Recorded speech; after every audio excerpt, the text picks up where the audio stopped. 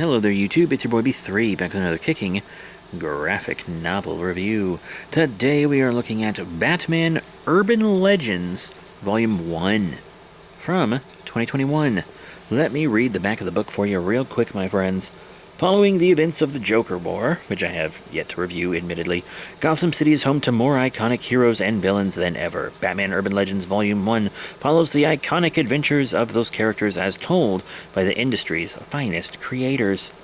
Red Hood has returned to Gotham City, but has been pushed to the edge by his investigation of a new drug called Cheer Drops that has taken the city by storm and brought up ugly memories of his youth.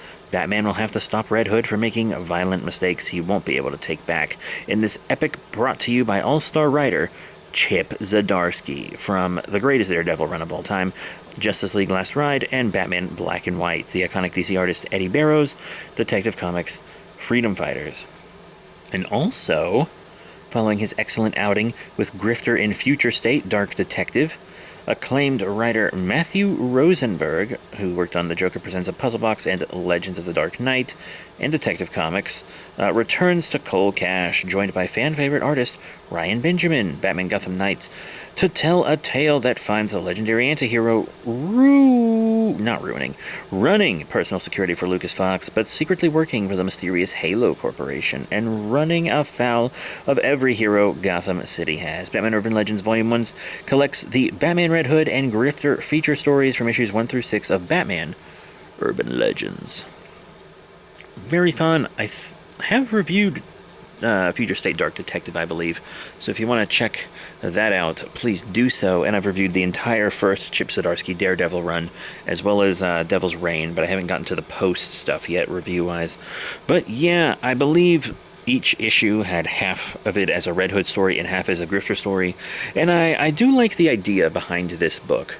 A book that is just about the members of the Bat family that don't consistently have their own solo title. That's a good idea. That's a really good idea. And it splits it up. It has the Red Hood story first, because of course it does. It's Red fucking Hood. It's called Red Hood Cheer. And then the Grifter story is called Grifter the Long Con. Yes. The Red Hood one comes first. Really love the art. It is the same art from my favorite Detective Comics run, the Rebirth Detective Comics book, which you gotta check out. I have reviewed several volumes of it. I don't think I finished it. I think I finished the volumes that have the Rebirth banner on it, but not that whole run. So keep that in mind. It's really good. So Red Hood is trying to track down whoever's making this drug. You know, he's thinking back to his time in the Batcave and his training. He's talking to Batman, blah, blah, blah. But he finds this kid whose mom has OD'd on this cheer drug. And then he eventually finds the kid's dad, who is one of the people that makes the drug. And it turns out the dad has been giving the mom and the son, this child, the drug to keep them, busy while he does all his illegal shenanigans. And he doesn't care that the mom dies, and he wouldn't care that the kid dies. So Red Hood does a very Red Hood thing and just puts bullets in this dude. Just murders this scumbag flat out. Already had him caught and everything, too. And murdering him was, bad for the investigation because there was still intel he needed. But this dude was just so unrepentant and evil that Red Hood was just like, nah, fuck it, and murdered him. Just flat out murder. It's really insane. But he's taking care of this kid. Well, the mom is getting medical attention, and Jason doesn't know what he's doing with this kid, and he needs help with the investigation. Batman is in this book, but he doesn't steal the show. It is focused on Red Hood, and it's kind of aggravating watching them argue, because they're kind of both right. Batman is right that Red Hood needs to calm down and look at things more objectively, and Red Hood is correct in his criticisms of Batman being almost too objective. Actually, they both have very valid criticisms of each other, and they're both just so stubborn and alike. They're both exactly alike. They just can't see it. But, it's just their dynamic is written so beautifully. Like all the other Bat family members get along well with Batman, and they're still really interesting, but Jason is easily one of the most interesting ones, and yet can't seem to hold a consistent solo title. Very odd. Anyway, Batman and Jason do have it out for a bit, but eventually they do start working together a bit more. We see some more flashbacks, and Jason throws a guy off a roof. Mr. Freeze is there too, but Mr. Freeze is also drugged by this cheer drug, which just makes people really, really happy. And they're so happy that they're kind of complacent, and they'll just like listen to anyone and do what they're told. And Mr. Freeze is kind of doing that too. Like in his brain, he's got all this great stuff going on with Nora, blah, blah, blah. But nay. He actually isn't part of Cheer's whole thing. And then Cheer shows up. And he's like in this black outfit, but he's painted this big Pac-Man-esque smiley face on it and on himself. And I also think, was he in Young Justice Season 3? I think he looked very different in Young Justice Season 3. Like, he was in black and white. But wasn't he at the Metahuman trafficking... Wasn't he, like, the host of the Gladiator Arena there? And also the Auctioneer after the battles? Like, I'm pretty sure. But, yeah, we get more good flashbacks of Jason, like, using his brain to get Bruce out of a Riddler trap. And then, Batman is the one captured, so Jason Todd gets to shine, which is good. Like, there's the perfect amount of Batman in this story. Like, he's not stealing the show, he's just there enough to really highlight who Jason is. Because without his strained relationship with Batman, Jason is a lot less interesting. Like, we've gotten to a point where we can, enjoy other characters like Nightwing and Batgirl and stuff without Batman even needing to be there. But because of his kind of feud and tension with Batman, being more so than any other Bat family member, Jason Todd almost needs him around more in his stories. And maybe that's why he can't hold a solo title.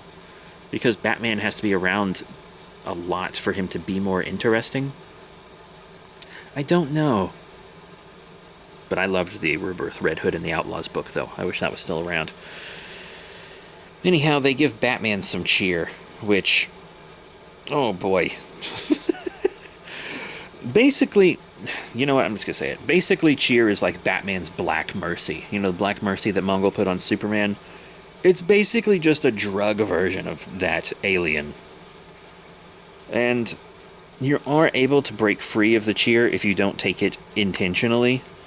And they do end up doing that. Felt like they maybe could have done that in a bit more of a clever way. But oh well.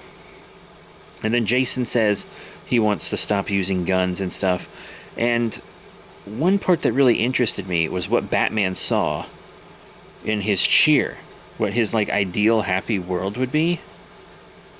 And it's not his parents living like we always see and stuff. It's actually... Because that's what you would think, right? It's like, oh, he's definitely just seeing a world where his parents didn't die. That's what happened in the Justice League cartoon. Remember when the Black Mercy got on him? It turned into his dad beating the snot out of that mugger. But in this one, he is Batman. His parents are dead. And it's Red Hood is there. And he drags the Joker to Batman. And Batman murders the Joker in his ideal world. And after he does it, they can all, the whole Bat family can just live as people and be happy after. That's his ideal happy world. And it's whoa. And it also actually says a lot more than you might initially realize. Because that kind of shows that Batman has actually started to move on past his parents' death in a way. And I think part of that actually is due to Alfred being deceased. Because you remember, this is after Joker War. And in Joker War, spoiler, Batman finally starts to learn to move on, thanks to some hallucinogenics that Harley Quinn gives him. So, Batman is starting to be better and learn to move on and connect with his family more after the Joker War. So this makes sense. He would have started to finally process his parents' death. And also, if you think about it, if his parents didn't die, he wouldn't have his current family. He wouldn't have his sons and daughters that he has now. And yes, I do actually consider Stephanie and Orphan his daughters. I do. Barbara maybe more like a goddaughter or a niece. Definitely niece, actually. That fits. That fits really well. But I mean, who else has Stephanie got? Cluemaster? And Cassandra, what's she gonna do? I think, is her dad dead? Whatever. Either way, your dad's an assassin. The Red Hood story in this, very good. Top tier. Complete and intimate understanding of Red Hood and Batman's relationship. Magnificent art. Magnificent story. I think they could have had maybe a bit more of a clever way to get out of the cheer instead of just, oh, this isn't real, I'm going to will myself out of it. But I really enjoyed it. Now to the Grifter story. I didn't like it. I thought it was boring, and the only reason I finished it was for this review. He's Lucius Fox's kind of good, but also not very good bodyguard. And he's also running kind of a scam. I mean, his name is literally Grifter. So, like, what are you gonna do, you know? And there's this woman talking in his ear the whole time, and she is unbearably annoying. She's like a sex criminal, too, it seems like. She's recording people having sex without their knowledge and masturbating to it. And it's like, this is uncomfortable. Am I supposed to like her? Grifter doesn't even seem to like her. And this whole Grifter story is really just about Grifter getting his team back together. I think he's from the Wildstorm imprint, right? Like, he's undercover doing some stuff, but he also is legitimately kind of helping Fox and fucking around with Deathstroke, of all people. Hashtag make Deathstroke a Titans villain again. I think Batman has so many assassin foes. Does he need Deathstroke? Do we need Deathstroke in Gotham all the goddamn time? There's so many Gotham assassins we could use. Hashtag make Killer Moth an actual threat again. Anyway. That's my not too hot take. Oh, also Superman shows up to help out, which was very unexpected. I did not think that would happen at all. Not at all. But then the Zealot shows up, and like, if you even vaguely remember these characters, and I think I've read like one story with this team, I think it was like a crossover or whatever, the Wildcats.